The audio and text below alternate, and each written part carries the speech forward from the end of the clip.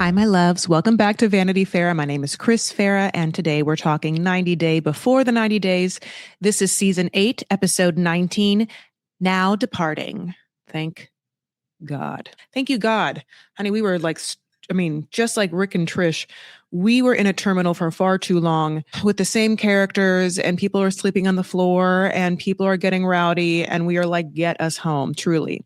Now, I don't have a co-host for this episode except for the city of Miami. I am in Miami currently for a charity gala for Lebanon. Have you heard of Lebanon? God bless. I hope it still exists by the time you hear this. That's a very sad joke, but this is a crazy world we are living in. At the same time, I do have a drink. So if you hear ice cubes hitting each other, just like in Who's Afraid of Virginia Woolf, no, it's supposed to be there. It's like the undercurrent of my life. Okay, you guys, let's get in. I'm going to start with Elise, who lives in Miami, and let's talk about her. So I did reach out to Elise to be like, hey girl, do you want to get together and film something funny while I'm here? She has gotten a lot of hate online for either people being jealous of her or her behavior, or like people trying to figure her out or whatever.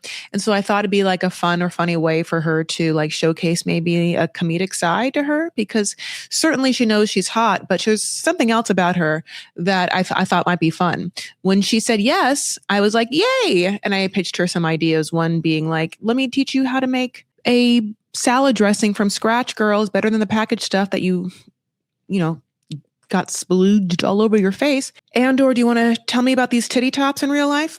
At first she said yes.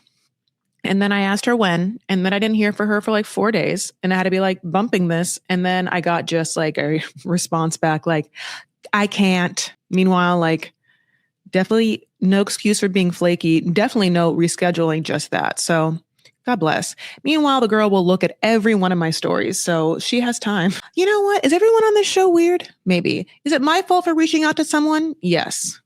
Now, here's the thing. We had followed each other because of the holiday party, so I just naturally assumed that she might want a different image of her out there than what she's portraying and what people keep saying about her, and she can just do her own thing. God bless.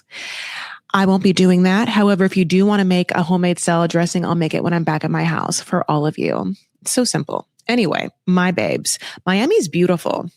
I certainly am in a pocket of April that isn't too humid and yet is allowing me to get tan. So really winning here, and I have a lot of free time. So let's get in. Obviously, this picks up on Elise crying in the morning of her leaving, and she's tired and she's going to the airport and she's freaking out, spiraling because Joshua has stopped sharing his location.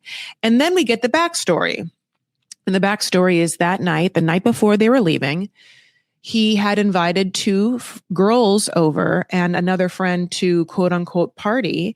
And she didn't want to have that happen.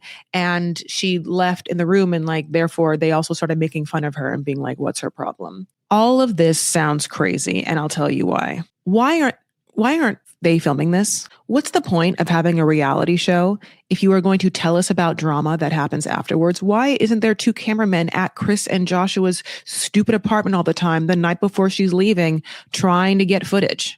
Why is this not on camera? Remember when Patrick and Thais had that thing where like Patrick invited friends over and Thais was so pissed? It's like that part, except we have to just hear about it later. It would have been such better television to have Chris or Josh bring to whoever home and then have Elise have to react to that and then hear her, start crying behind a bathroom and have their reactions. Like that actually is great television. Hearing about it afterward feels almost like this last minute ditch effort to like bring up drama or something. But let's just say it happened. Okay. Then I'm going to tell you this. If we are going to believe all of that, then we are going to just lean in hard that was like a hardcore drug party, that like Joshua invited people to his house to allegedly do some kind of partying drug. She says he parties too much. She won't say what. We've never seen him drunk. The streets of Reddit are like he's into coke. And supposedly one of his ex-girlfriends maybe co-sign that. So then I'm supposed to believe that she doesn't know that he's a cokehead, or she doesn't care that much, or she is, and it was just too much. Like, if I'm supposed to believe that Elise lives in Miami, dressing like that and doesn't know a coke party when she sees it, I mean, I'm not going to believe that. Yeah, that's crazy. So all of this is just either bad storytelling or pretending that we're dumb. But the audience isn't dumb. Not at all. So what is it? Elise has never said he does coke. If he was an alcoholic, I'm assuming we would have gotten fun, and that's in quotation marks, footage of that. Like, they have no problem showing like Jovi drunk, or when, Darcy used to get drunk. Like, they don't mind showing drunk people. So if he didn't get that wasted, then what kind of partying is he doing? And the answer is, to me, drugs. And it doesn't seem like the kind of like weed kind of drugs, because, we see a lot of his eyes, and one eye is kind of going one way and one eye is going the other way. So, but big. So I like to think that it's probably coke, and it's like another level of, why are you asking this man to be secure with you if everything he's shown you is he can't afford an apartment, he can't keep a job, he doesn't have a car for himself? And I say that because she's going to end up being like, drive me to the airport, and he just accompanies her in the Uber to the airport. He has a child that he barely sees, and who's, the mother of that child wants nothing to do with him, and certainly doesn't think that he is worthy of having any say over his relationship with his child.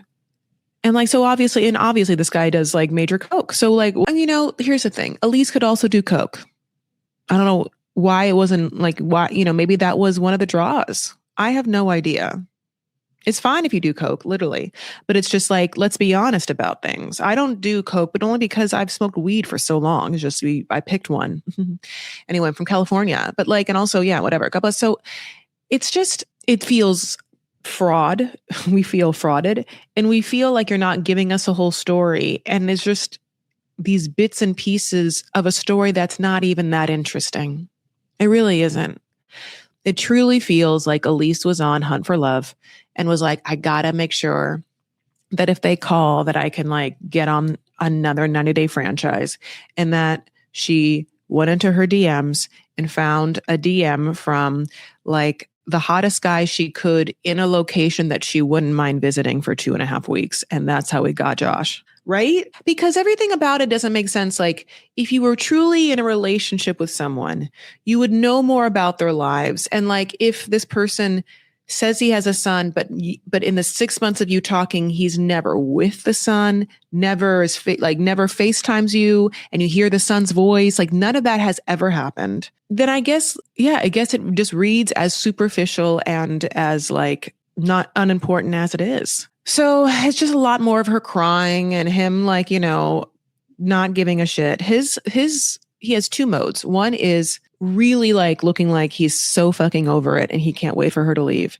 And then B, being told that he would like to have her leave, either thinking that he loves her and did everything he could so that he's not a bad guy. Something about Josh is sort of like companies that want an employee of theirs to quit, but they don't want to fire that person, either because it's going to look bad or because they don't want to pay unemployment. And so it's like a company who is like, look, yeah, you can be around here. Yeah, totally. We are going to low-key make this a goddamn nightmare for you. You're going to have no lunch. You're going to have to like work overtime. You're never going to feel secure, but we want you to stay. We love you as an employee, but it's just like so bad, stifling, until the employee's like, I'm going to quit. And then they're like, oh no, thank God. That's exactly what the vibe is. It really is. I am so mad at production for not showing us the night before. I want to see the girls that Josh brought home. I want to see what they look like. I want to see them make fun of Elise. And I want Elise to like, did what she did. It would have been great if she like had stood up for herself or something. But supposedly she just ran in the bathroom and cried. And then he got up, stopped sharing his location. And then Chris has a conversation with Elise, which is like, I think the second time that's happened. And Josh comes back, goes right to the bedroom she's in, gets an earful of her crying, and then again drives him to the airport. And then he's just like, I just want to move past this. And she's like, I can't. She says, I will be settling if I do. And then he's like, okay. He's cold. He doesn't give not one fuck. She's crying. She gets it. She's like, he doesn't care. He says he loves me. He's not crying. Yeah. Yeah. He seems detached. He seems devoid of present moment or like vulnerability in the real world. I don't know if it's like a narcissistic trait to like self-preserve, but he can really like have his body be in one area and then what's assuming is his mind, his wants, his thoughts be somewhere else. Like, I don't know if it's like getting another 8-bag. I don't do coke. That's why I said that. I don't know how you do 60. I don't know, eight ball. That's what it is. God damn it. Anyway, it's awkward, right? So she leaves to go back to America where she can't wait to get back to her cats, including the one that she like said was transgender. And then you're like, oh my God, girl, that's how you know that you are just out of fucking touch. That you don't give a fuck about people in this world who are actually transgender because you are just going to make a flippant comment about it in such a way that lets us all know how you feel about it, low key, which is, to you, it's like could be made a joke, as if people don't have whole lives that are affected by such a thing. Like God bless, please. But here's the thing. Supposedly the tell-all is great. And supposedly people, get into it. And they're having to film that. So I'm assuming that the tell-all is going to be better television than the last at least half of this season. Okay, let's go back to Laura and Burkon. It's a beautiful day in the neighborhood, and the neighborhood being Turkey. He's like, I'm going to take you to something really important for me. We're like, the gambling casino? The shisha place that you love so much? But no, it's the soccer field. She's like, I've never kicked a soccer ball and I'm wearing long jeans. And he's also wearing long jeans. Like, long jeans never stopped a lot of people from doing a lot of things physical. Surely me, and definitely if there were skinny jeans, but like people be doing things in jeans. People swim in jeans. I'm not saying it's great, but I see it. People, work out in jeans. Again, I wouldn't, but it happens. He plays soccer in jeans, and probably in his mind, it's like, yeah, if you fall, the jeans are there. Okay. So she says that his skills on the field, are pure panty dropper material. And it is hot to see someone do something well. But also I feel like everything Birkan does for her is panty dropper material. By the way, have we talked about that debt like for the past 4 episodes? For the past 4 episodes, we certainly haven't. We certainly won't again. Okay. So then, he gets real zen, like zen in the art of soccer, where he's like, see, when you kick the ball into the goal, you think you can't because of the distance, but then you do, just like us. You're like, oh my God. I will say this. There's a book called Zen and the Art of Archery, and it's basically for any practice. It's like getting into the nitty gritty mindset of a practice, like whatever it is, you get so good at something that like it becomes like, when instead of like second nature, one nature, where like the thing that you are so good at becomes almost the philosophy of you living your life. I've known this a lot to be true for improvisers. It's probably why I think Amy Poehler's book was called Yes And, or Tina Fey's book was called Yes And. And both of them obviously are very famous comedians, and both of them were improvisers, are improvisers. They both came out of IO and then UCB respectively. So to name your book Yes And, to me, is like Zen and the Art of Improv, that you have been doing this thing for so long and whose rules and whose mode is so ingrained in you that it becomes a metaphor for how you live your life, if not life itself, right? And Yes And meaning like when you start an improv scene, you never say no to anything. Whatever comes up, you never say no. You never say no but this or a question. Whatever happens, and I mean, it's a word, it's a mistake, something falls out of your pocket, it's yes, and what does this mean? And the beauty of that, of course, is that there are no mistakes, that everything could be made to fit into the tapestry that is your life. And it's a beautiful metaphor. It's like, rule number 1 of improv. And so it's an interesting thing how many people can get really into and ingrained in one human experience, human art form, human, activity, whatever it is subject and like find themselves and also find the meaning of life for them. Like, what is the meaning of life? Sometimes I think it is to find the thing that you are so good at, that you love so much, that you do over and over again because it fulfills you and because doing it can also provide you a community of other people that do it. It can provide you, hopefully, work. It can provide you so many things, and therefore can become one of the like meanings of your life. Anyway, do I think soccer is the meaning of his life? Maybe. I also feel like Birkan just really likes philosophizing in himself. I think that he gets off on it. I think that there's a part of him that's like, when I make a metaphor, it makes me feel like I'm smarter and or better and or wiser and or not of this earth, not of these people. I've sort of put together a string of words that definitely a Laura from America is going to be like, oh, and it's going to be, very affirming for him, very validating. So he decides to get a red string and we're like, Kabbalah. And then he puts it around her ring finger. And then he tells her why ring fingers are ring fingers, which is that a vein, connects there to her heart. She's like, wowsies. And then he's like, will you marry me? And she says yes. And then he says, congratulations, you're engaged to me. And she's like, yeah, the string is cutesy. It's funny because I do feel like there's this thing where we see it a lot where, especially in a lot of the heterosexual relationships we see on 90 Day, where like the guy wants so badly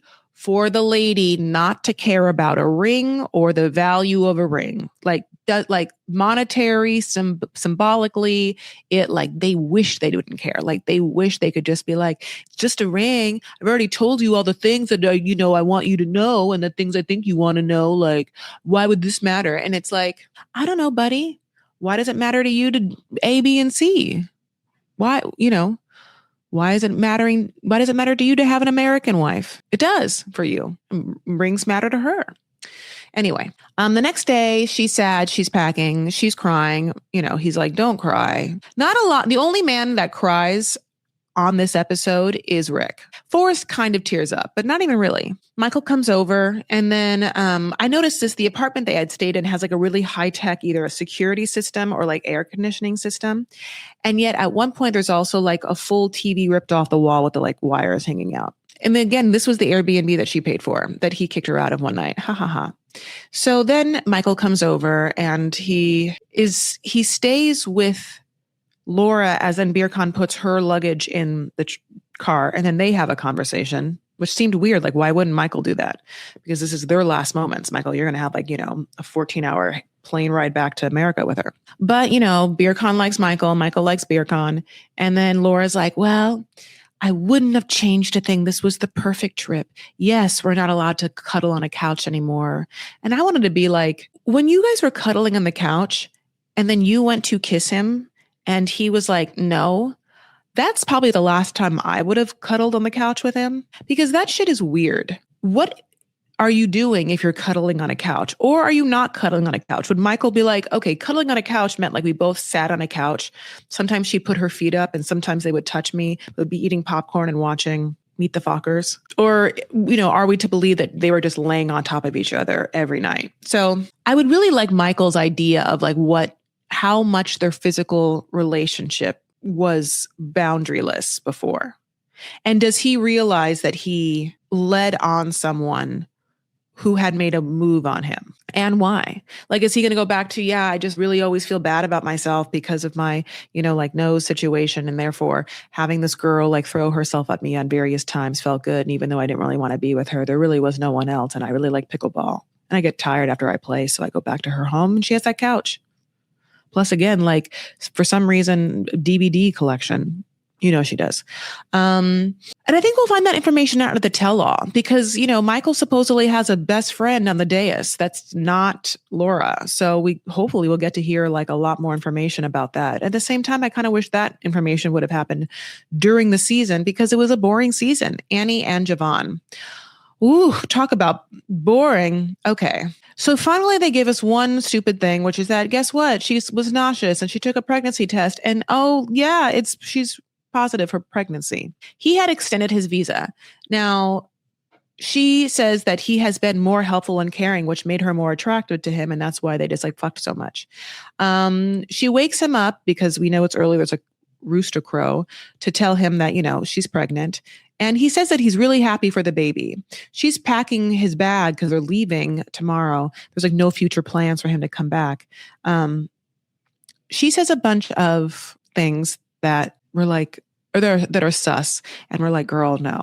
She says, I was wondering what the meaning of my life is. And now I have a reason, meaning being pregnant, which I mean, I get as a female what it could mean, that you get to fulfill like the female's promise to the world of having a baby. But the other part of me feels sad for that, right?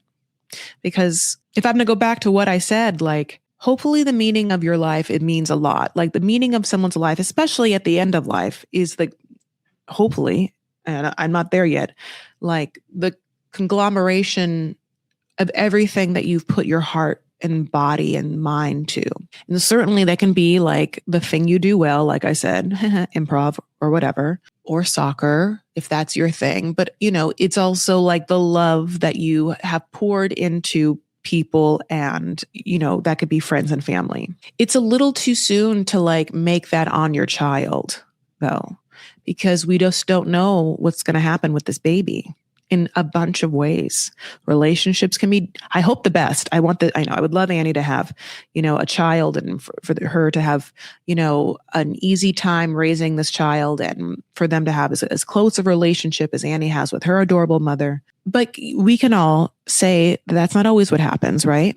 And so if a woman just assigns the whole meaning of her life to now being pregnant, especially when she's like 38, let's just say it doesn't go as well because maybe the child and her like later on don't like see eye to eye, or the child moves away or whatever, like then you had assigned so much importance to this one thing that is supposed to fulfill your whole life. And it's just too much pressure, right? He says we have to, okay, so there are two things about her now being pregnant. Javon says the following things, and all of them are crazy. He says, well, we will definitely look more into you coming to America now. And it's like, oh, so you were just like on the back burner of your wife coming to America before, and now you will definitely look more into it.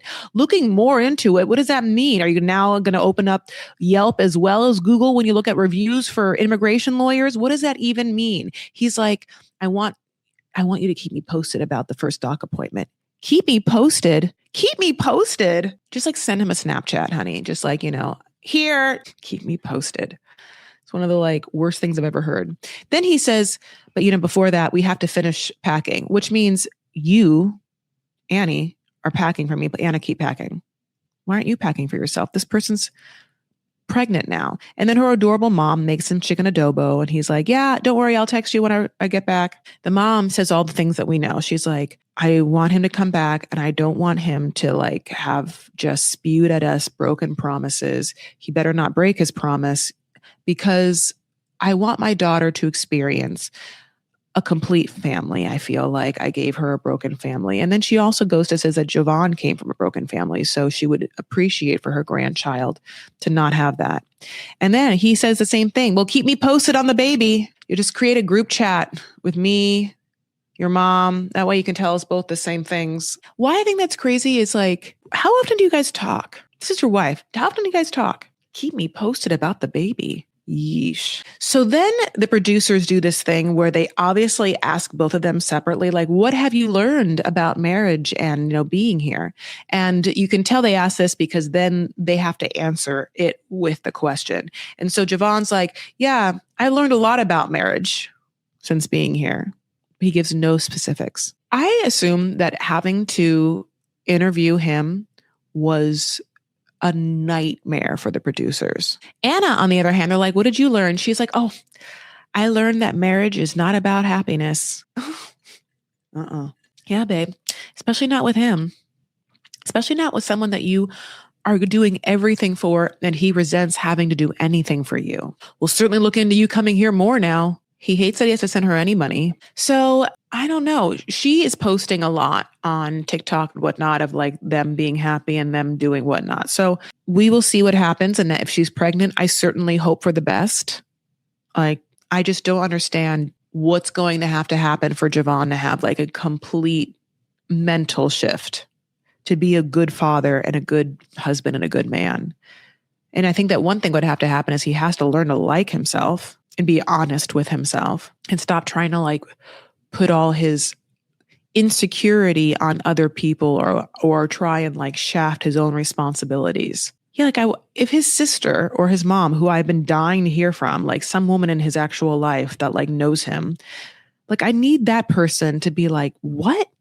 You told the mother of your child just keep her posted? To keep you posted on the baby? And I also feel like, yeah, I feel upset that the big fun thing was supposed to be like, he got the ring for her ceremony. Oh, great. He lied to her and then, ended up getting her the $200 ring on their actual ceremony day. Oh, what a feat. Man of the year.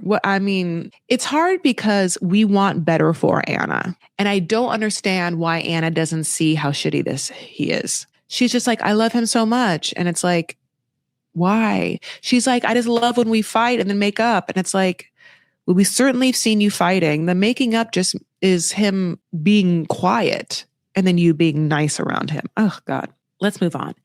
Lisa. So Lisa and Faith are exercising and now she's in a blonde ombre wig. And he's like, yeah, Daniel wants me to do African braids. And Faith is like, do I have to say it? No, you're an American white woman. No. What are you, Rachel Dolezal? So Lisa's working 3 jobs.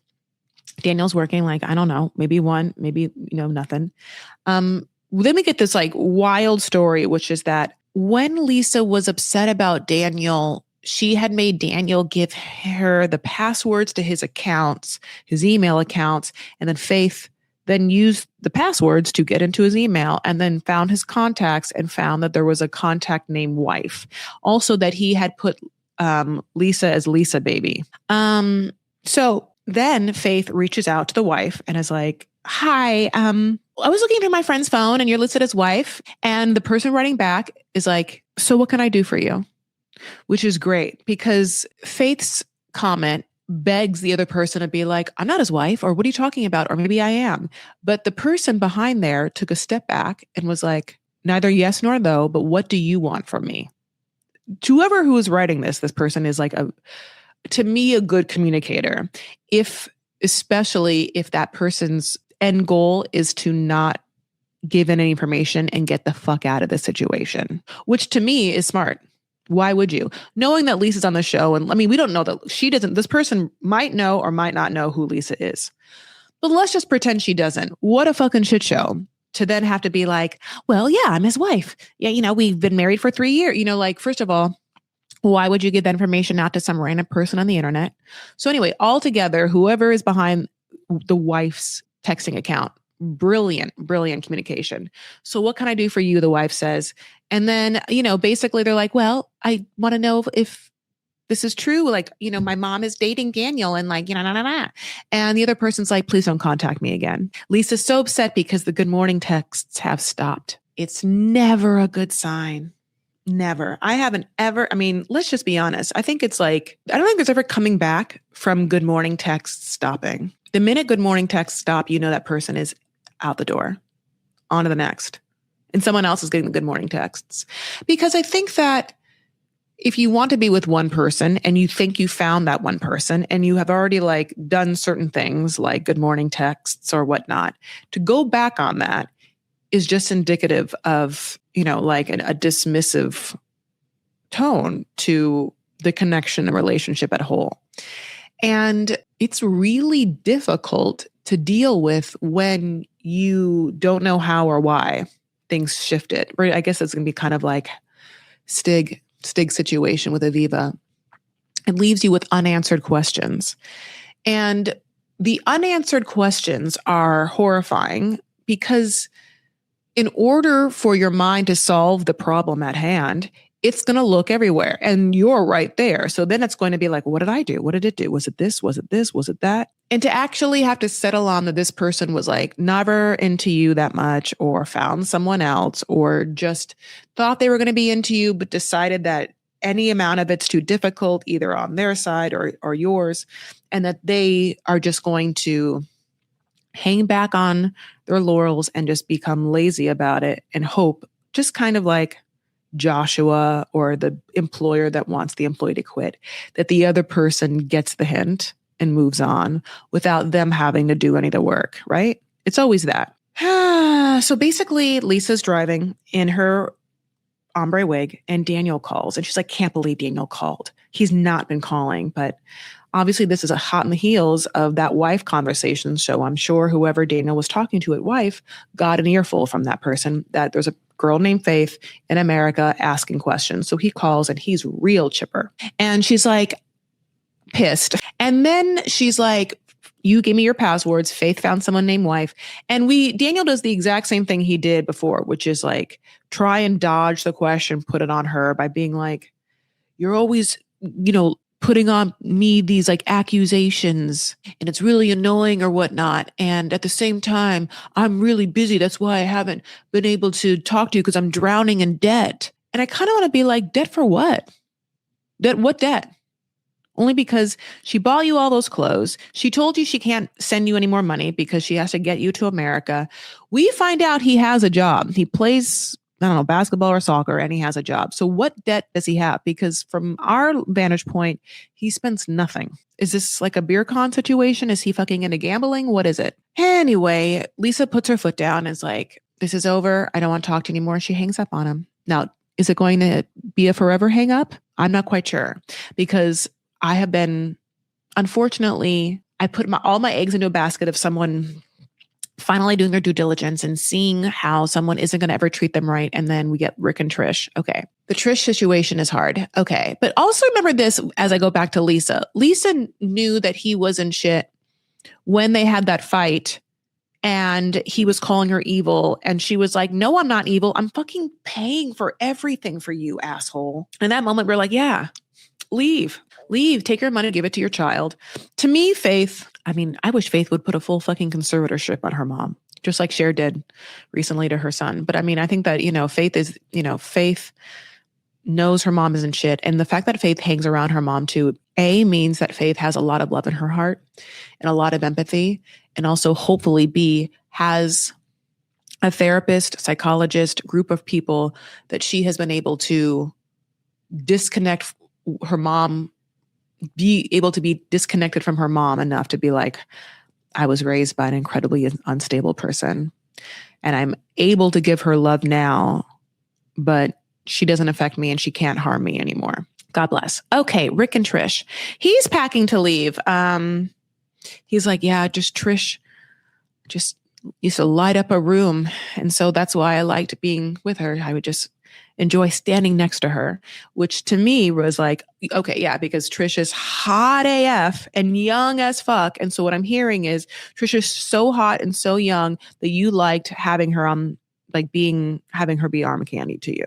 Then he says this, he says, if my ex never contacted him, that we would be in a better place, meaning Trish and him. And we're all like, oh, no. This is all your fault. If your ex never contacted you, it could have been anyone else though, buddy. Also, what if you contacted her? Also, the fact that you won't block her means that you wanted her to contact. It just almost feels like he said it like in that moment. Why he won't take any accountability that he fucked this up is so crazy to me. It's just it's just the ex. If the ex hadn't contacted us, everything would be fine. No, because you're a natural asshole, insecure weirdo that would have come out. Is going to come out. So then he gets to the airport and then we get the scene that we hate so much, which is that he looks up and then starts crying like babies. And she's there with a Christmas present, except that it's just a Christmas present wrapping. And what it is, it's like an outfit that I guess she bought for him and for her. It's like a red Aston Martin shirt with flip-flops. And I guess she got a matching outfit. And she's like, I bought this for us. I don't know why you didn't give it to him then. I don't know how you've been traveling the whole time, not giving him that outfit. He's like, why are you here? Why are you here, baby? She's like, I wanted to see him. And to us, she's like, her heart still loves him, but she can't be with him. We're like, uh-oh. And she's like there and we hate it for her. And he's like, please, please get back together with me. Let's do this. And, eventually I'll get over that woman. It's like, okay, well then contact me then. Hopefully we'll be on my way to some other situation, but Why would anyone want to be with someone who's not over someone else? I don't have the security to do that. I want to know if I'm just insecure. Like, this is such a funny situation. I don't understand how that's not disrespectful. Like, if we're together, how do you expect me to want or be happy or be okay or be secure knowing that you are into someone else? I mean, unless you're in a full poly situation or whatever, it's not what I'm talking about. To me, it's just like, no, if you're in it with me, you're in it with me. And like, that's it. I don't mean to, maybe this is me being possessive, but it's like, I'm not going to be happy for you. Like, if you aren't over that person, I'm not going to sit around hoping that you do. I'm not going to trust you. I'm not going to think that you have any sort of care or respect for me. And then the minute you get over that person, I'm not going to be like, yay, I did it. I won against some person. Anyway, so basically after that, he says, it's not easy, love.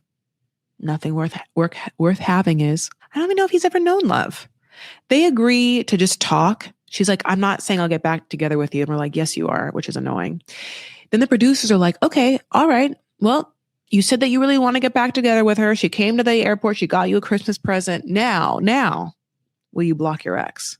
And he won't. He says he can. He says it's disrespectful for the times they shared. I really need to know what you guys feel about that. Like, I need to know if you block your exes, that like have coming back and forth to you. Do you block your exes if you're in a relationship, and do you unblock them when you're not in a relationship? Like, what are the rules of such a thing? I think I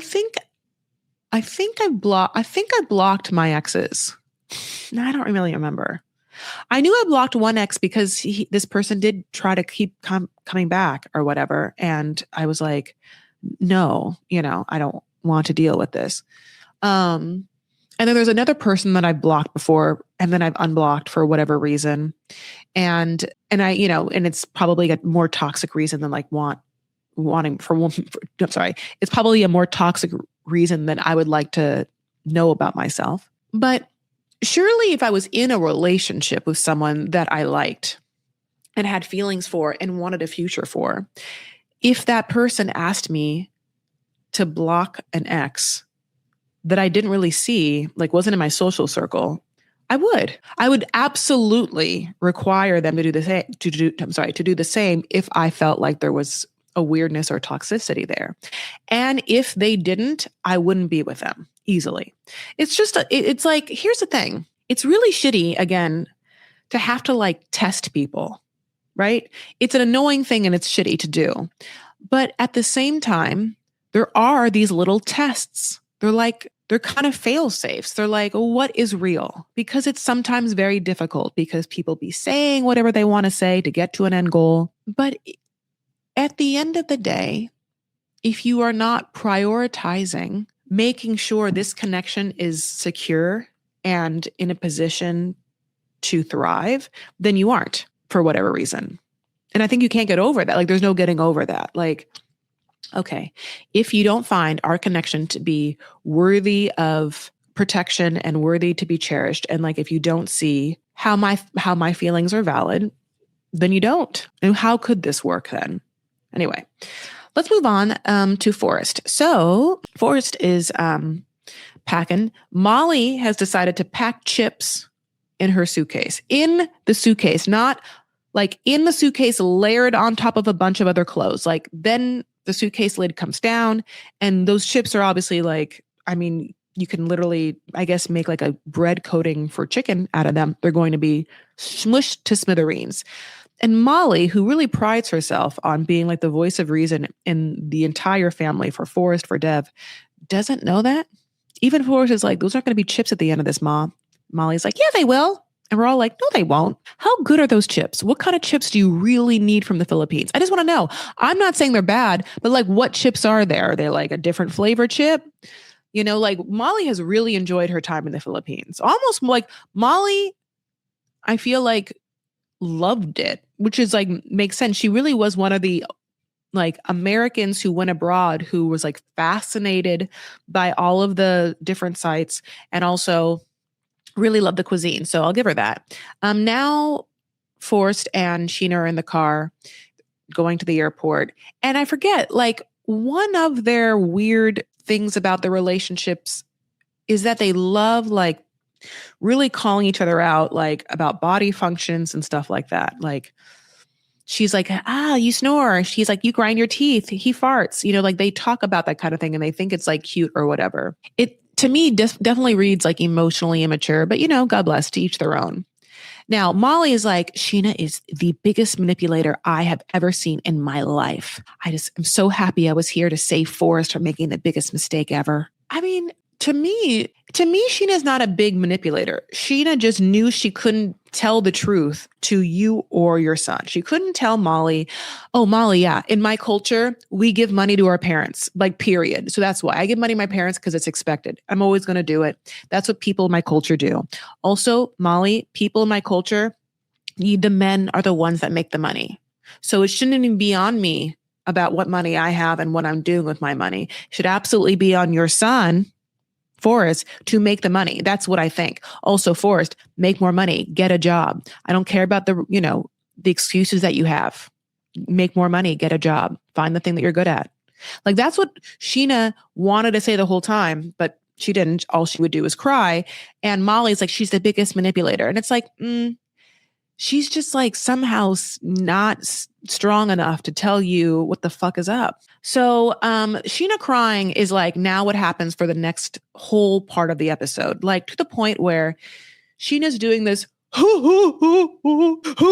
Okay, so much. It happens so many times that you can even hear that the editor has like grabbed the little like 3-second clip of that sound and copy and pasted it throughout the episode, where I'm like, we're done. We don't need that much of it. Oh my God. Is this your way of saving money on like music? I can't. Okay. So they get to the airport. Molly's like, even though she's a big manipulator, I do know they love each other. So I'll give them some time to say goodbye. And, Molly also gets a little verklempt crying when Sheena's crying on her shoulder. Forrest is wearing like a red like motorcycle jacket and then a black cowboy hat with gold hardware. She's wearing like a blue cobalt racerback tee with painted flowers and like mini buns. She kind of gives Chun-Li. He takes off his hat and is like, here, I'm going to give you my hat. My favorite hat in the world is a guarantee that I'll come back. She's like, she's like, I don't know if I can wear the hat because I work as a veterinarian. The dogs might chew on it. We're like, okay, you don't have to wear it every day, girl. You don't have to wear it every day. Okay. Aviva and Stig. So Aviva and Stig, they, had their story ended, but it's now like a couple weeks later and we're in Arizona and we are now watching Aviva in her single confessional in the red dress that people had a long time ago been like, she looks different. They thought that, the turn of them was going to be like the Anna Javon situation. So we understand that things aren't good. She's obviously upset. She like sits down. She has to get Kleenex. And then we hear the story. He had come to America. And then when they got to Arizona, they went to Houston. She had spent time with his family, but he started to pull away. And he was like not texting her and things were awkward. And so she basically couldn't get a straight answer out of him and was like, what the fuck? Just tell me what's up. This is like so rude. You're like engaged to me. Like, what is it? And he breaks up with her over text and then immediately posts pictures of him with other girls. And this is where Aviva like says that she is really struggling with unanswered questions. And she like has gone through her head to be like, what did I do wrong? And the answer is that you trusted someone far too soon and far too much that you should have never trusted. Like Aviva, you literally met him and he was like, I want to breed you. And you were like, great. You just got too excited and too into someone without doing your due diligence of like what this person was giving you, what his end goal was. People like Aunt Spring, people like his producers on every side was like, don't trust him. And you did. Now you might have a beautiful heart that wants love and you're not the only one, but it's going to be really difficult to just be like, girl, you did nothing except open your heart to someone who like just wasn't capable of giving you anything back. And it's hard to sit with that because then you also realize someone was like lying to you and manipulating you and that this person probably got sex easily, validation easily. Now, the good news is he almost got like a full visa to America. At least you didn't give him that. It's hard. Yeah. Like that's why you have to be with someone long enough to like truly know what's happening. And I guess, test them, test them if you can, because especially like manipulating assholes of both female and male gender and anyone gender will do whatever it takes to get to their end goal. And so I don't know. Yeah, that's how I feel about that. You guys, this tell all is supposed to be fabulous and I cannot wait. Surely cannot wait. So that's what's coming up. At the same time, please give this podcast 5 stars if you haven't yet. Please give it a helpful review. I have some fun collabs coming up, although my last collab last week with Sugar Pusher / Allie Duncan was like a dream come true. So listen to that if you haven't. Single Life is happening as well. If you haven't yet, you can follow me on social media. I'm at Chris L. Farah on Instagram. I'm on TikTok as Chris L. Farah. I'm going to get my Substack back up, but my Patreon is in full fucking force. Go there. I'm doing Love on the Spectrum next week. And some special lives will be happening on Patreon only, as well as Facebook, Vanity Farah, the private group. You can also like Chris Farah there, all of that. So let's do some present body work. Let's just, if we can, remind ourselves how it is to be in the present moment so that hopefully when it becomes necessary for us to really dial in and consider what's happening around us, as well as like have a connection to our own heart and body and mind, maybe we have an easier time to do so. So I just put my feet on the floor. I can sort of feel my hotel's rug underneath my feet. And I can hear the sound of the air conditioning because I'm in Miami, so it's hot as hell. But maybe you can hear that air conditioning or just the sound of my voice or your own air conditioning or anything in the present room sensorily to bring you right here where you don't have to think about the past, don't have to worry about the future. Hopefully right now you are great. Hopefully you are doing something fun, like listening to me, or cleaning your house, which is great self-care, or driving. If you're driving, I get that you have to be somewhat, cognizant, but presently, that's what's happening. We are together. And so let's do 2 breaths where we really just sit and marinate in it. Okay, babes? 1 more. All right, friends. Take care of yourselves and one another. Stand up for what you believe and make art. All right? I'll talk to you later. Bye.